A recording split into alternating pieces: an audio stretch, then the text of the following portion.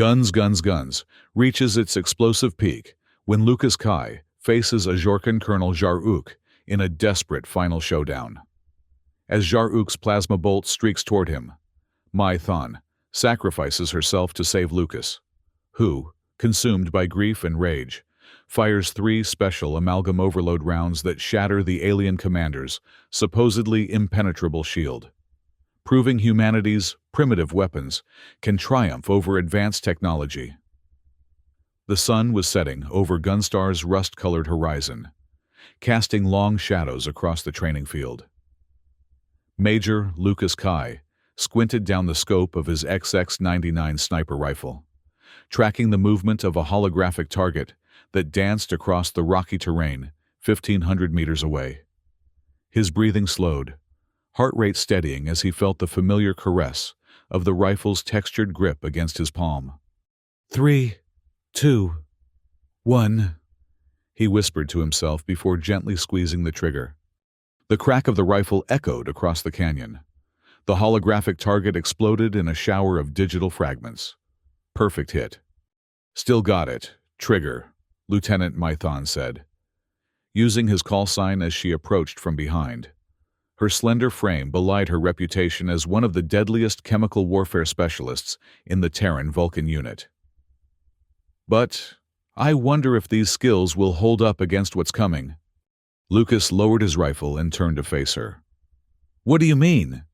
Mai handed him a datapad displaying intelligence reports. Ajorcan collective vessels entered the system yesterday.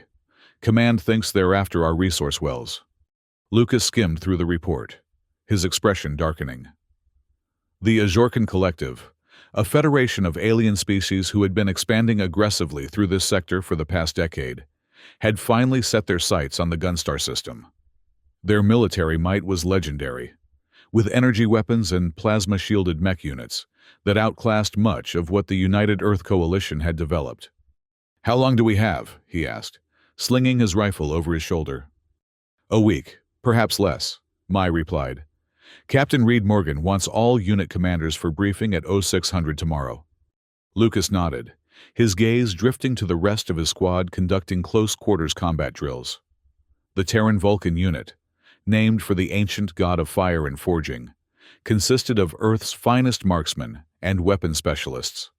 They were elite, but they'd never faced anything like the Ajorcan. Tell the team training runs until 2200 hours, he said. Then rest. They'll need it. Mai hesitated. Lucas, command is considering evacuation protocols. There's talk that holding Gunstar isn't worth the casualties. His jaw tightened. This outpost is home to over 50,000 civilians. We're not abandoning them. As darkness fell over the training grounds, Lucas couldn't shake the gnawing uncertainty in his gut. The Terran Vulcan unit was proficient with traditional kinetic weapons, rifles, pistols, sniper platforms, but intelligence suggested the Ajorcan employed advanced energy shields that could repel standard ammunition. Would human marksmanship be enough against enemies wrapped in layers of protective plasma? In the command center the next morning, Captain Reed Morgan gestured to a holographic display showing the approaching Ajorcan fleet. His weathered face looked more haggard than usual. 3 capital ships, at least 24 support craft, and what our long-range scanners identify as troop transports, Morgan reported. They'll be in attack position within 6 days. Lucas studied the formations. Troop transports suggest they want to occupy, not destroy. They're after the resource wells. Morgan nodded. Correct. Which means we'll have to engage in ground combat. He zoomed in on an image of an Ajorcan soldier. The alien stood nearly 7 feet tall, with an exoskeleton augmented by pulsing plasma conduits. Their infantry uses energy shielding calibrated to disperse plasma attacks. Most of our energy weapons will be useless. Lieutenant Xuan Lin, the youngest officer in the unit, spoke up. Sir, are we expected to fight these things with conventional weapons? Her voice carried disbelief. That's exactly what I'm saying. Lieutenant, Morgan replied. Kinetic weapons might be our best option. Their shields are optimized against energy attacks, not physical penetration. Lucas felt the eyes of the room turn to him. The Terran Vulcan unit was specifically trained in kinetic weapon mastery, a skill set considered quaint by many in an era of energy weapons. Suddenly, their supposedly outdated expertise might be their greatest asset. "We need to test this theory," Lucas said. "If we're betting lives on it, I want proof that conventional ammo can penetrate their shields." Morgan nodded. "Engineering is already working on it. Lieutenant Thon, you'll assist them with developing penetrator rounds. Engineer Chambers from the Naval Repair Garage is being transferred to help modify our firearms." As the briefing concluded, Lucas caught Mai's arm.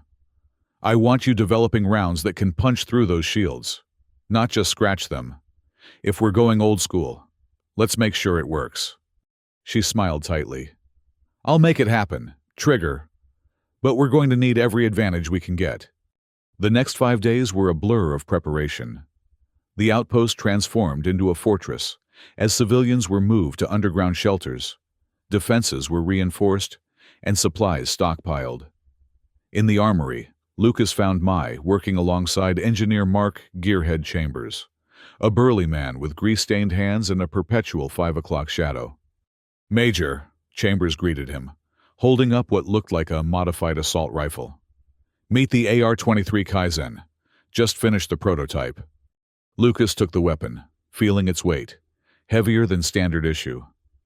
"What modifications?" "Reinforced barrel to handle higher pressure rounds, custom action to prevent jamming with the new ammo, and adaptive recoil compensation," Chambers explained. "Lieutenant Than's new rounds would tear apart a standard rifle." Mai gestured to a workbench covered in ammunition samples. "Kinetic amalgam rounds," she said, picking up a bullet that gleamed with an unusual metallic luster. "A hybrid of tungsten, depleted uranium, and a proprietary nanolattice structure. Should maintain integrity through energy barriers." Lucas examined one of the rounds. "You've tested these?" "Against energy field simulators," Mai confirmed.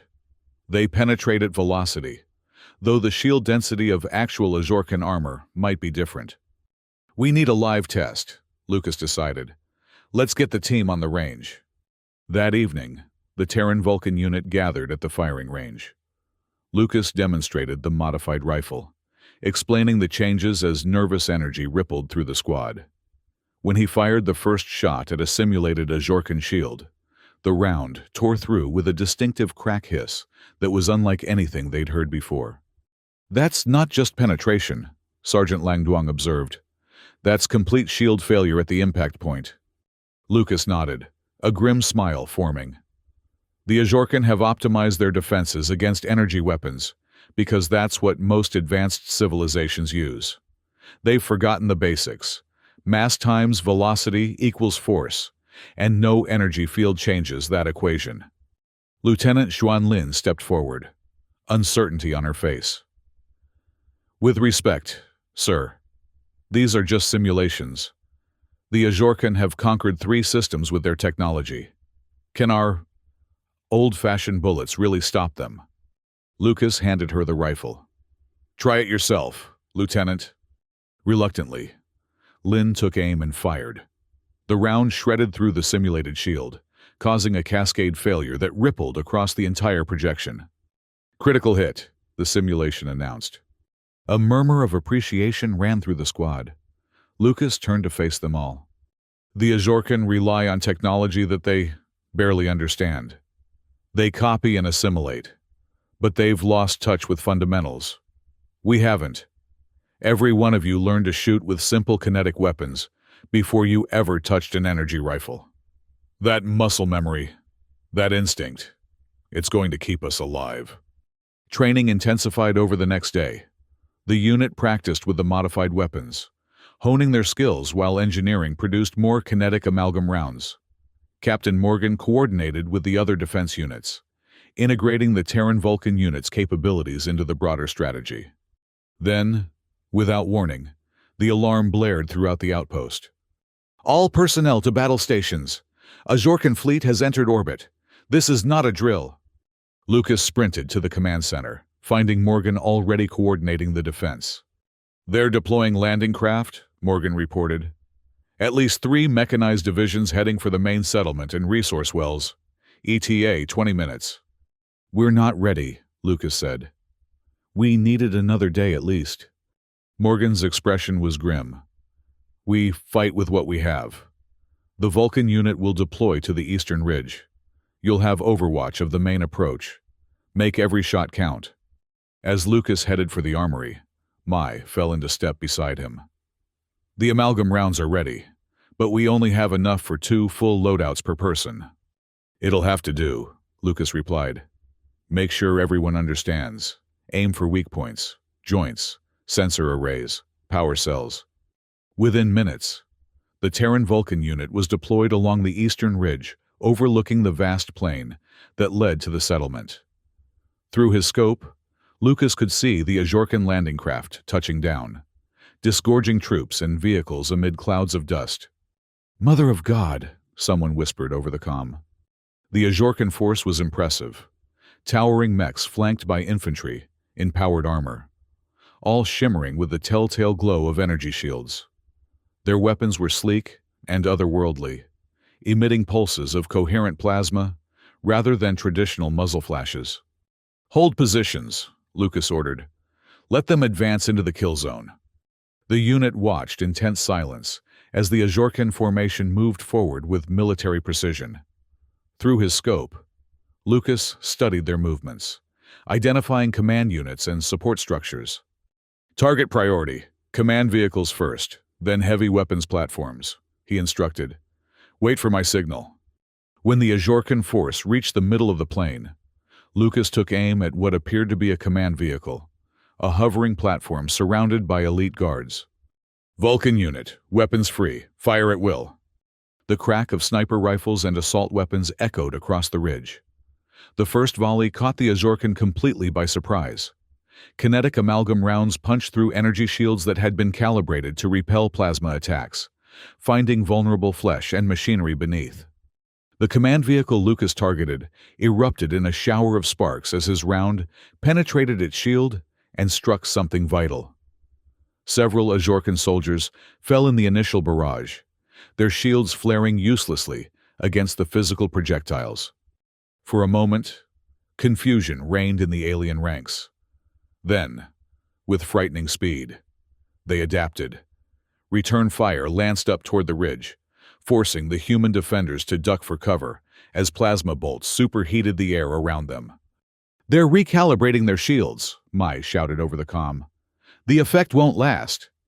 Lucas watched through his scope as the Ajorcan shield shifted, the energy patterns changing to account for kinetic penetration.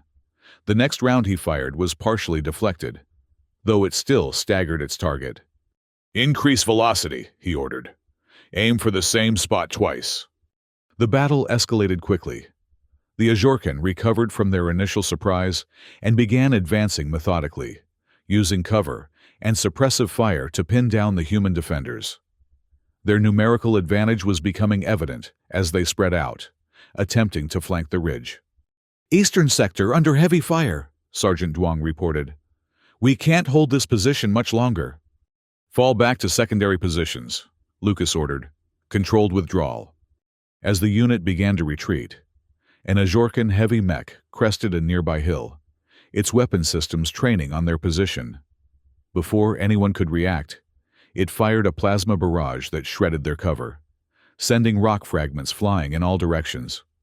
Lucas felt something strike his helmet, dazing him momentarily. When his vision cleared, he saw 3 of his soldiers down, their armor smoking from direct hits. The rest of the unit was scattered, trying to find cover from the mech's devastating firepower. "We need heavy support," he shouted into his comm. "Negative," came Morgan's strained reply.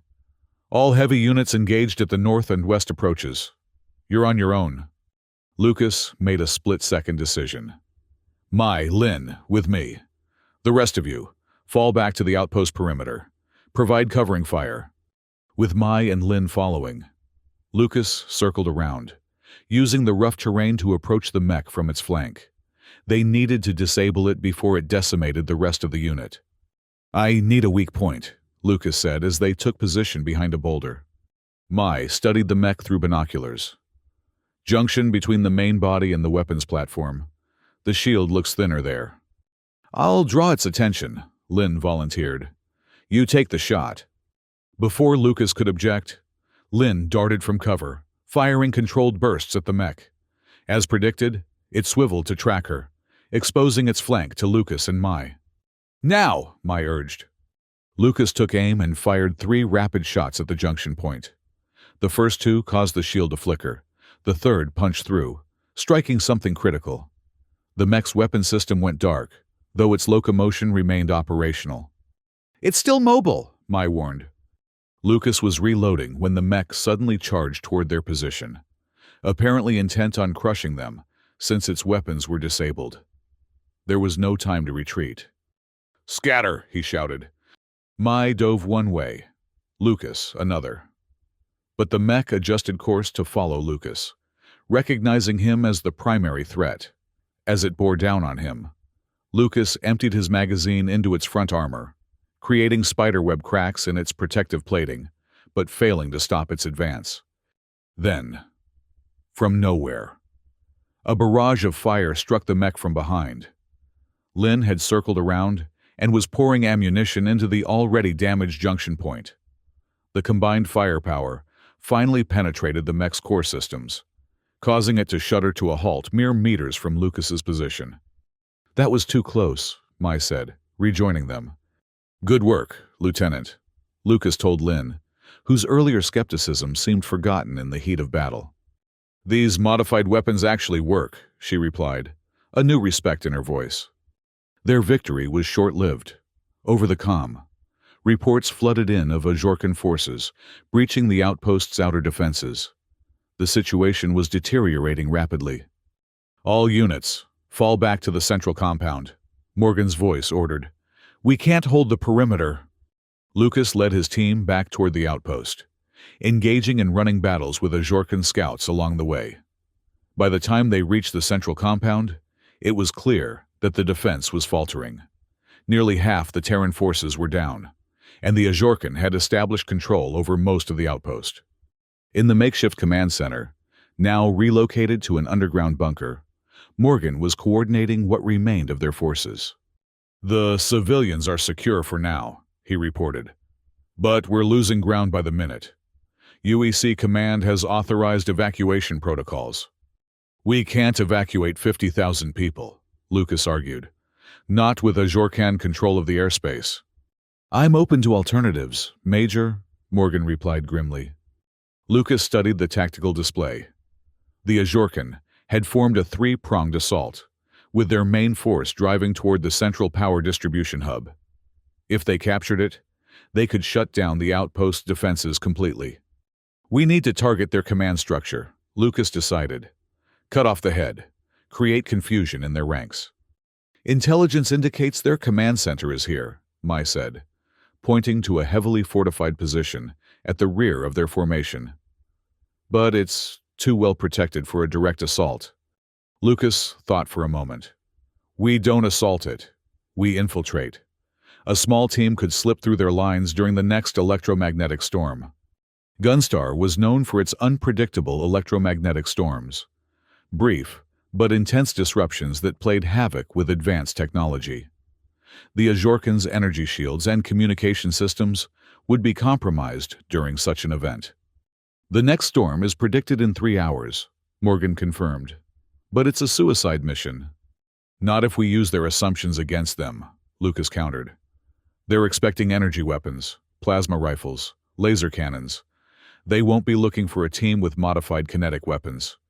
After heated debate, Morgan reluctantly approved the plan. Lucas would lead a 5-person strike team. Himself, Mai, Lin, Sergeant Duong, and Engineer Chambers to handle any technical obstacles. They would use the electromagnetic storm as cover to infiltrate the Ajorcan command post and eliminate their leadership. As they prepared, Lucas found Mai in the armory, modifying the last of their kinetic amalgam rounds. I've made some adjustments, she explained. These 3 rounds contain a reactive core that will cause catastrophic shield failure if they hit the same target in rapid succession.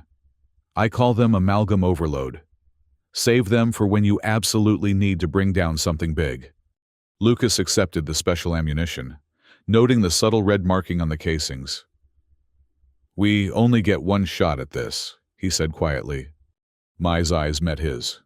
Make it count. Trigger. When the electromagnetic storm hit, it brought chaos to the battlefield. Energy weapons sputtered and failed. Shields fluctuated unpredictably, and communication systems devolved into static. Under this cover, Lucas's team slipped through the Ajorcan lines, using the natural terrain and the confusion of the storm to avoid detection. They encountered occasional resistance, scouts and sentries who had fallen back on mechanical backup systems. But the modified kinetic weapons proved devastatingly effective against enemies who had momentarily lost their energy shields. As they approached the Ajorcan command center, a domed structure surrounded by defensive positions, Lucas signaled for the team to halt. Chambers assessment? The engineer studied the structure through specialized goggles. Main entrance heavily guarded. Power fluctuations indicate they're running on auxiliary systems during the storm. There's a maintenance access on the eastern side that looks minimally defended. That's our entry point, Lucas decided. Duong, you and Chambers secure our exit route. Mai, Lin, with me. The three of them approached the maintenance access, eliminating two guards with silent shots before they could raise the alarm. Chambers quickly bypassed the security system, granting them entry to the command center. Inside, the Ajorcan were in disarray, struggling to maintain operations with limited power. Lucas led the team through service corridors, avoiding the main thoroughfares where troops were concentrated. Command center should be 2 levels up, Mai whispered, consulting a schematic they'd compiled from intelligence reports. They climbed a maintenance ladder, emerging in a corridor near their target. As they approached the command center entrance, Lucas held up a hand, stopping the team. Through the partially open door, he could see an Ajorcan officer, larger than the others, with distinctive armor markings, directing operations. That's Colonel Jar-Uk, Mai confirmed. Ajorcan field commander. Lucas nodded. He's our primary target. Once he's down, we extract immediately. Before they could advance, an alarm blared throughout the facility. Their presence had been detected. Cover blown, Lin said unnecessarily. What now? Lucas made a snap decision. We go loud. Push through to the command center, eliminate Jar-Uk, then fight our way out. They burst into action, charging down the corridor as Ajorcan troops converged on their position. The close quarters made the firefight chaotic and deadly. Lucas's AR-23 Kaizen roared in the confined space, the distinctive crack hiss of kinetic amalgam rounds penetrating energy shields echoing off the metal walls. Mai and Lin moved with practiced precision, covering angles and advancing methodically despite the increasing resistance. They reached the command center entrance, but found it sealed. Jar-Uk had locked down upon hearing the commotion. Breach charge, Lucas ordered. Mai planted an explosive on the door, while Lucas and Lin provided covering fire against approaching reinforcements. The charge detonated, blasting the door inward, and the team stormed through the smoke into the command center. Inside, Jar-Uk stood flanked by his personal guard. Unlike his subordinates, the Ajorcan commander's shield was still operational. He had prioritized power to his own defenses during the storm. Kill them, Jar-Uk ordered, his voice translating through their combat systems.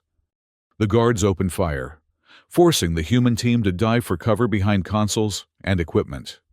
Lucas rolled to one side, coming up on one knee to take aim at Jar-Uk. He fired, but the round glanced off the commander's enhanced shield. His shield is still at full strength, Lucas shouted. Mai fired a burst at one of the guards, dropping him with precision shots to the head.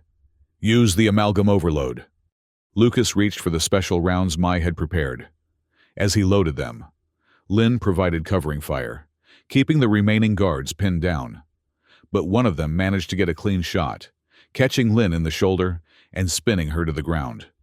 "Lynn's hit!" Mai called out, moving to drag the wounded lieutenant to cover. Lucas knew he had seconds before they were overwhelmed. He took aim at Jaruk, who was now advancing confidently, a plasma pistol in his massive hand. "Your primitive weapons cannot harm me, human," the Ajorcan commander gloated. "Your resistance is futile." Lucas steadied his breathing, centering his sight on Jaruk's chest, where the shield generator would be located. He fired the first amalgam overload round. The impact caused the shield to flare brightly. "But hold," Jaruk laughed, raising his pistol. Lucas fired the second round at the exact same spot. This time, the shield flickered, destabilized by the reactive core in the ammunition. Before he could fire the third round, Jaruk fired his plasma pistol. The bolt of superheated matter streaked toward Lucas, who couldn't dodge in time. "Lucas!" Mai shouted, throwing herself into the path of the plasma bolt. The energy struck her square in the chest, burning through her armor instantly. She collapsed, smoke rising from the charred wound. "Mai!" Lucas screamed, rage and grief surging through him. With perfect clarity, he raised his rifle and fired the third amalgam overload round. It struck the weakened shield precisely where the previous two had hit, causing a catastrophic cascade failure. The shield collapsed completely, and the round continued on to penetrate Jaruk's armor, striking something vital within. The Ajorcan commander staggered, green fluid leaking from the wound and his breathing apparatus. His guards, seeing their leader wounded, hesitated. Lucas didn't. He emptied his magazine into the now unshielded Jaruk, each round finding its mark with devastating accuracy. The commander collapsed, his massive form crashing to the deck with a resounding thud. The remaining guards, witnessing their invincible leader fallen, surrendered immediately. Lucas rushed to my side, but it was already too late. The plasma bolt had burned straight through her heart. Her eyes, still open, stared sightlessly at the ceiling. With gentle hands, Lucas closed her eyes. "I'll make it count," he whispered, echoing her last words to him. Lynn struggled to her feet, clutching her wounded shoulder. "Major, we need to go. More troops will be coming." Using the Ajorcan command systems, Lucas broadcast a message throughout their network. Colonel Jaruk had fallen. The command center was compromised. He attached visual confirmation of the commander's death. The effect was immediate. Reports flooded the communication channels of Ajorcan units, falling into disarray. Unsure who was now in command. Some began to retreat, while others held position awaiting orders that wouldn't come. "Let's move," Lucas ordered, helping Lynn while also carrying Mai's body. He refused to leave her behind. They fought their way back to the maintenance access, where Duong and Chambers were waiting, together. The team retreated through the confusion of the Ajorcan lines, eventually reaching the human perimeter, where Morgan's forces had managed to establish a defensive position. The next 12 hours saw a dramatic reversal on the battlefield. Without centralized command, the Ajorcan forces lost cohesion. Individual unit commanders made contradictory decisions, some pressing the attack, while others pulled back to defensive positions. The human defenders, inspired by news of Jaruk's death, pushed back with renewed vigor. By dawn, the Ajorcan were in full retreat, abandoning equipment and positions in their haste to return to their ships. The electromagnetic storm had passed, but the damage to their command structure was irreparable. In the aftermath, Lucas stood on the eastern ridge where the battle had begun, watching Ajorcan ships depart orbit. Beside him, Captain Morgan surveyed the battlefield, littered with the wreckage of alien mechs and vehicles. "UEC Command is sending reinforcements," Morgan said. "They'll be here within the week. The Ajorcan have withdrawn from the entire system." "At what cost?" Lucas asked quietly. The casualty reports were still coming in, but they had lost nearly 40% of their fighting force. Mai Than's loss felt particularly acute. Without her kinetic amalgam rounds, they would never have had a chance. "I've recommended you for promotion," Morgan continued. The UEC wants you to head up a new weapons development program based on Lieutenant Thon's work. They're calling it the Kinetic Doctrine Initiative. Lucas nodded absently. Her work deserves to be continued. In the weeks that followed, the Gunstar outpost began to rebuild. A memorial was erected for those who had fallen, with Mythan's name prominently displayed. The inscription read, "She opened the way for human weapons to shift the balance of power." Lucas found himself spending time at the memorial, often joined by Lynn, whose wound was healing well, and who had embraced the kinetic doctrine with the zeal of a convert. "UEC Central Ammunition Facility sent their acceptance of your designs," she told him one evening. "They're already in production on kinetic amalgam 2 rounds with improved penetration capabilities." "Good," Lucas replied. "We need to be ready if the Azorcan return." "Do you think they will?" Lucas considered the question. "They've never encountered resistance like this before. They'll be back, but they'll be more cautious, and we'll be better prepared." As they turned to leave, they were approached by an Azorcan, smaller than the warriors they had fought, wearing civilian attire rather than battle armor. Lucas tensed, but the alien held up empty hands in a universal gesture of peace. "Major Kai," the Azorcan said in accented but understandable English. "I am Karel, diplomatic envoy. I wish to speak with you." Lucas studied the alien cautiously. "About what?" "About what happened here. About your weapons."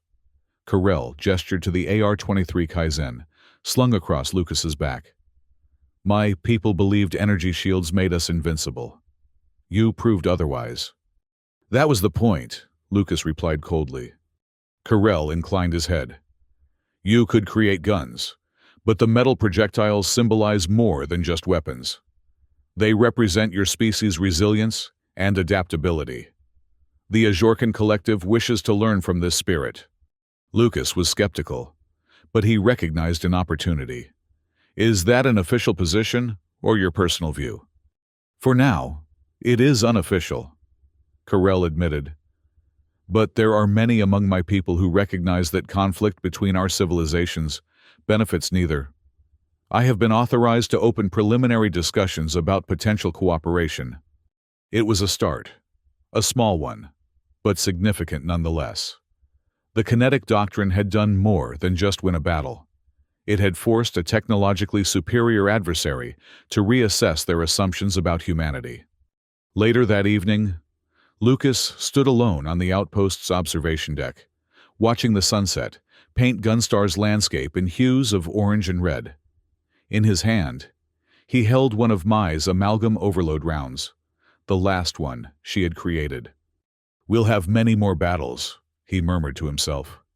"Tank rounds, armor-piercing rounds, mind-penetrating rounds. Humanity will show the universe that when we pull the trigger, nothing can stop us." He pocketed the round and turned away from the sunset. There was work to do, preparations to make. The Azorcan had been the first advanced civilization to underestimate humanity's primitive weapons. But they wouldn't be the last. And when the next challenge came, they would be ready. Across the stars, in the heart of the Azorcan Collective, a debate raged among their leadership. The disastrous defeat at Gunstar had shaken their confidence and fractured their previously monolithic military doctrine.